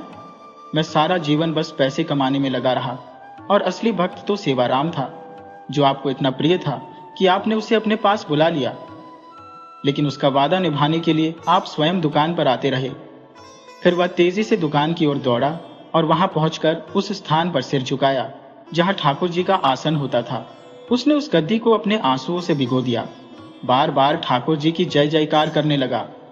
वह अब समझ गया था कि सच्चा विश्वास और श्रद्धा ही जीवन की सबसे बड़ी दौलत है। सेवाराम का ठाकुर जी पर अड़िग विश्वास था कि उसके बाद भी भगवान उसका काम संभाल लेंगे। इसीलिए हमें भी अपने जीवन के हर कार्य में यही आस्था रखनी चाहिए कि उसकी डोरी जब ठाकुर जी के हाथ में होती है तो वह हमें कभी निराश नहीं करेंगे।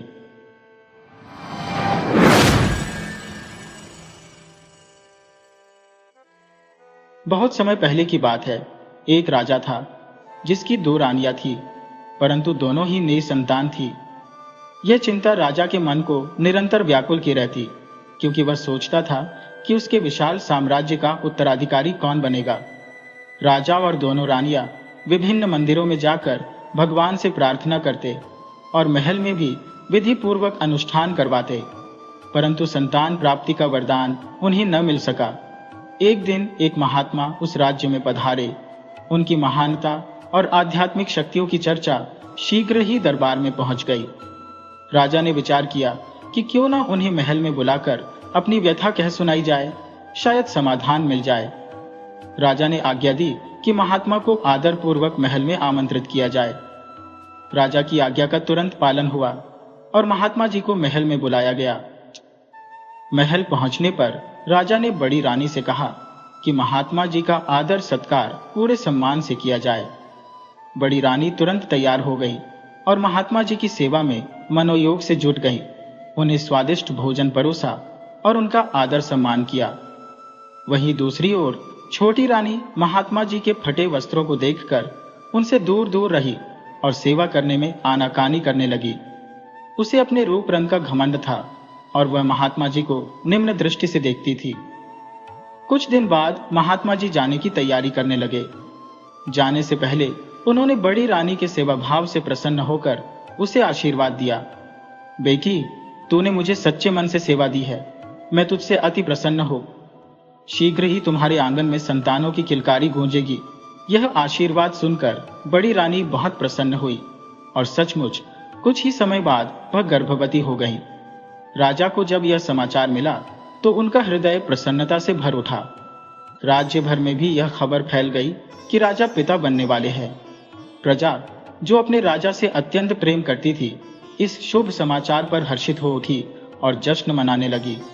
बड़ी रानी का मान सम्मान महल में और बढ़ गया और उसकी देखभाल के लिए सेवक सदैव तत्पर रहते। छोटी रानी जब यह देखती कि बड़ी रानी का मान कितना बढ़ गया है, सभी उसकी सेवा में लगे हैं, छोटी रानी मन ही मन सोचती, अब तो बड़ी रानी का मान सम्मान बढ़ा है, पर जब उसके संतान का आगमन होगा तब तो यह महल उसके इर्द गिर्द ही घूमेगा। इसी जलन में उसने एक दुष्ट योजना रची और राजमहल की दाई को बुलवाया। अपनी लालच भरी नजरों में सोने की चमक किए दाई ने छोटी रानी का साथ देने का वादा किया। समय आने पर बड़ी रानी ने एक सुंदर पुत्र और पुत्री को जन्म दिया, परंतु दाई ने चुपके से नवजात शिशुओं को एक टोकरी में रखकर छोटी रानी के पास पहुंचा दिया और बड़ी रानी के पास 2 भारी पत्थर छोड़ दिए। जब बड़ी रानी को होश आया तो उसने अपने पास पत्थर पड़े देखे और उसकी आंखों में अविश्वास के आंसू छलक उठे, लेकिन उसकी पुकार सुनने वाला वहां कोई नहीं था। भोली भाली रानी इस अन्याय से अनजान थी। जब दाई ने उसे समझाया कि उसने पत्थर को जन्म दिया है, राजा को भी दाई ने यही संदेश पहुंचाया कि रानी ने संतान की जगह पत्थरों को जन्म दिया है। राजा को गुस्सा आया और समाज में अपनी प्रतिष्ठा को लेकर अपमानित महसूस करते हुए उन्होंने तुरंत बड़ी रानी को महल से निकाल दिया और उसे महल के खेतों में काम करने के लिए कह दिया। पूरे राज्य में यह अफवाह फैल गई कि बड़ी रानी ने संतान के रूप में पत्थरों को जन्म दिया है। इस बीच छोटी रानी ने अपने 2 विश्वस्त सिपाहियों को बुलाकर टोकरी उनके हवाले की और निर्दयता से कहा, इन बच्चों को ले जाकर समाप्त कर दो और प्रमाण के रूप में उनकी आंखें और दिल निकाल कर लाना। सिपाही टोकरी लेकर जंगल की ओर निकल पड़े। जब उन्होंने टोकरी खोली तो मासूम बच्चों ने आंखें खोलकर मासूम मुस्कान बिखेरी। उन बच्चों की मासूमियत ने सिपाहियों के दिल को छू लिया। उनका दिल उन्हें मारने के लिए राजी न हुआ। उन्होंने बच्चों को जंगल में एक सुरक्षित स्थान पर छोड़ने का निर्णय किया और वहीं एक जानवर को मारकर उसकी आंखें और दिल निकालकर प्रमाण स्वरूप वापस लौट आए ताकि छोटी रानी को संतुष्ट कर सके। जब छोटी रानी ने पूछा कि कार्य पूरा हुआ या नहीं, तो सिपाहियों ने सिर झुकाकर कहा, हाँ रानी जी, सब हो गया। प्रमाण स्वरूप उन्होंने जानवर की आंखें और दिल रानी को सौंप दिए और रानी ने उन्हें पकाकर खा लिया। इधर बड़ी रानी दिन भर खेतों में कौवे भगाती और रात को ईश्वर की आराधना करती। उधर दोनों बच्चों को एक कुम्हार मिला जो जंगल में लकड़ियां और मिट्टी बीनने गया था। कुम्हार, जो खुद निसंतान था, उन मासूम बच्चों को देख अत्यंत प्रसन्न हुआ और उन्हें अपने घर ले आया। कुम्हार की पत्नी ने जब उन बच्चों को अपने अंक में भर लिया तो उसकी ममता जाग उठी और संयोगवश उसके सीने में दूध उतर आया। उसने उन बच्चों को अपनी संतान की तरह अपनाया और दोनों का पालन पोषण करने लगी। समय बीतता गया और 5 वर्ष का समय गुजर गया। एक दिन बालक मिट्टी के घोड़े को पानी पिला रहा था जो कुम्हार ने उसे खेलने के लिए बना दिया था। वहीं बालिका अपनी मिट्टी की गुड़िया को तैरना सिखा रही थी। खेल में मग्न बच्चों को देख पास से गुजरती छोटी रानी हंस पड़ी और व्यंग्य से बोली, अरे, क्या कभी मिट्टी का घोड़ा पानी पी सकता है या गुड़िया तैर सकती है? दोनों बच्चों ने पलटकर कहा, क्यों नहीं? जब एक रानी पत्थरों को जन्म दे सकती है तो ये घोड़ा पानी क्यों नहीं पी सकता और ये गुड़िया तैर क्यों नहीं सकती? छोटी रानी को यह सुनकर बड़ा धक्का लगा, मानो उसके मन की सारी आशंकाएं एक सच्चाई बनकर उसके सामने खड़ी हो गईं। उसे यकीन हो गया कि ये वही बच्चे हैं। अब उसने ठान लिया कि इस बार उन्हें खत्म करने के लिए कोई और चाल चलनी होगी। उसने बीमारी का बहाना बना लिया। कई वैद्य बुलाए गए पर उसकी हालत में सुधार नहीं हुआ। आखिरकार राजा ने हार मानते हुए उसकी इच्छा पूछी तो रानी ने कहा, बस एक ही उपाय है। यदि उन कुम्हार के बच्चों का कलेजा मुझे मिल जाए तो मैं पुनः स्वस्थ हो सकती हूँ, अन्यथा मैं इस रोग से नहीं बच पाऊंगी। राजा का दिल दुविधा में पड़ गया। बड़ी रानी को वह पहले ही खो चुका था और अब छोटी रानी को खोना नहीं चाहता था। राजा ने तत्काल आदेश दिया कि सैनिक उन बच्चों का कलेजा लेकर आए। आदेश पाते ही सैनिक कलेजा लेने निकल पड़े। बच्चों ने सैनिकों को आते देखा और वे जंगल की ओर दौड़ पड़े, जहां एक चंपा का वृक्ष और बांस का पेड़ खड़ा था। भय से बच्चों ने अपनी रक्षा का उपाय खोजा और वे स्वयं चंपा और बांस के वृक्ष में बदल गए। जब सैनिकों को बच्चे नहीं मिले तो उन्होंने एक कुत्ते को मारकर उसका कलेजा राजा के समक्ष प्रस्तुत कर दिया, यह जानते हुए कि खाली हाथ लौटने पर राजा उनसे कुपित होगा। रानी ने कलेजे को पकाकर खाया और जल्दी ही स्वस्थ हो गई। कुछ समय पश्चात पूजा के लिए फूलों की आवश्यकता होने पर रानी ने सैनिकों को जंगल से फूल लाने भेजा। जंगल में सैनिकों ने देखा कि चंपा के वृक्ष पर खूबसूरत फूल खिले हैं और पास ही बांस का ऊंचा झाड़ है। जैसे ही सैनिक फूल तोड़ने के लिए चंपा के पास पहुंचा, चंपा ने धीरे से कहा, भैया बांस, बचाओ। बांस ने उत्तर दिया, हाँ बहन चंपा। और तभी चंपा का वृक्ष अचानक ऊंचाई की ओर बढ़ने लगा, इतना ऊंचा कि सैनिक की पहुंच से परे हो गया। सैनिक आश्चर्यचकित रह गया और तत्काल अपने सेनापति के पास पहुंचकर यह अद्भुत घटना बताई। सेनापति को उसकी बातों पर विश्वास नहीं हुआ, किंतु सैनिक के आग्रह पर वह स्वयं जंगल चल पड़ा। जैसे ही सेनापति चंपा और बांस के पास पहुंचा, चंपा ने फिर वही पुकार लगाई, भैया बांस, सहायता करो। और बांस ने आश्वासन दिया, डरो मत बहन चंपा। एक बार फिर चंपा का वृक्ष ऊंचाई की ओर बढ़ गया और सेनापति की पहुंच से कोसों दूर हो गया। भयभीत सेनापति बिना विलंब किए दौड़ता हुआ मंत्री के पास पहुंचा और यह अलौकिक घटना सुनाई। मंत्री ने स्वयं इसकी सत्यता जानने का निश्चय किया और राजा के आदेश पर जंगल जा पहुंचा। दूर से ही चंपा ने मंत्री को आता देखा और पुकारते हुए कहा, भैया बांस, संभालो। बांस ने कहा, निश्चिंत रहो बहन चंपा। और जैसे ही मंत्री वृक्ष के पास आया, चंपा आकाश की ओर और भी ऊपर बढ़ गया। मंत्री हक्का बक्का रह गया और सीधे दरबार में जाकर राजा से कहने लगा, महाराज, एक अद्भुत और चमत्कारी घटना का साक्षात्कार हुआ है। कृपया तुरंत मेरे साथ चलिए और इस चमत्कार को देखिए। राजा ने गंभीरता से पूछा, सच्चाई बताओ, आखिर माजरा क्या है? मंत्री ने विस्तार से सारी बातें राजा के सामने रख दी। पूरी कहानी सुनने के बाद राजा ने कहा, मेरी छोटी रानी भी मेरे साथ जाएगी, उसे भी जानना चाहिए कि यह अद्भुत घटना क्या है। इस खबर को पहुंचाने के लिए 2 सिपाही भेजे गए, वही सिपाही जिन्होंने बच्चों को वहां ले जाकर छोड़ा था। दोनों को भय ने घेर लिया था। छोटी रानी भी थोड़ी सहमी, पर शीघ्र ही साहस जुटाकर राजा के साथ चल पड़ी। उधर बड़ी रानी भी पूजा के लिए आवश्यक फूलों के बिना बेचैन हो रही थी और उनकी खोज में निकल पड़ी। संयोग से जब वह छोटी रानी के महल के पास से गुजरी तो उसने छोटी रानी और सिपाहियों की बातचीत के कुछ अंश सुने। राजा और छोटी रानी जैसे ही जाने लगे, बड़ी रानी भी उनके पीछे पीछे पैदल चलने लगी, अत्यंत व्याकुल और चिंतित होकर। चंपा के पेड़ के ऊंचे तने से यह सारा दृश्य स्पष्ट दिखाई दे रहा था। जब सब पास पहुंचे तो चंपा बोल पड़ी, अरे भैया, यहीं रुक जाओ। मांस ने उत्तर दिया, हाँ बहन, हाँ बताओ। चंपा ने कहा, छोटी रानी के संग राजा फूल तोड़ने आ रहे हैं। राजा दोनों पेड़ों के पास आकर बोले, बताओ तुम दोनों भाई बहन कैसे पेड़ बन गए। तभी बड़ी रानी भी वहां तक आ पहुंची। चंपा ने जोर से पुकारा और बांस ने कहा, हाँ बहन बताओ। चंपा ने कहा, हमारी माँ जो हमारी ममता में संजीदा रही है, बहुत दुखी होकर यहाँ आई है। बड़ी रानी फूल तोड़ने के लिए आई है। इस पर बांस बोला, बहन उसके पांव में झुको। चंपा जमीन पर झुककर बड़ी रानी के चरणों के पास झूमने लगी और साथ ही बांस का पेड़ भी झुककर उनके पैरों को स्पर्श करने लगा।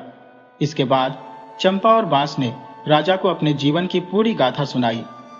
राजा ने उसी क्षण छोटी रानी को बंदी बनाने का आदेश दिया और उसे अंधेरी कारागार में डालने का निर्देश दिया। इसके पश्चात राजा ने बड़ी रानी से क्षमा मांगी। बड़ी रानी दुखी मन से चंपा और बांस की ओर देख रही थी। मन में विचार कर रही थी कि ये दोनों उसके बच्चे हैं, फिर वे कैसे मनुष्य बनेंगे। जैसे ही बड़ी रानी ने अपने आंसुओं से चंपा और बांस को छुआ, दोनों मनुष्य का रूप धर गए। बड़ी रानी ने अपने पुत्र और पुत्री को गले से लगा लिया और उनसे गले मिलकर फूट फूट कर रोने लगी। राजा भी यह दृश्य देखकर भाव विभोर हो गए और उनकी आंखों में आंसू भर आए। उन्होंने उन तीनों को अपने समीप बिठाया और फिर सभी राजमहल की ओर चल पड़े। पूरे रास्ते संगीत और उत्सव का माहौल बन गया। समूचे राज्य में खुशियां फैल गईं। अब राजा अपनी बड़ी रानी और दोनों बच्चों के संग सुखमय जीवन व्यतीत करने लगे और छोटी रानी को कारावास में डाल दिया गया।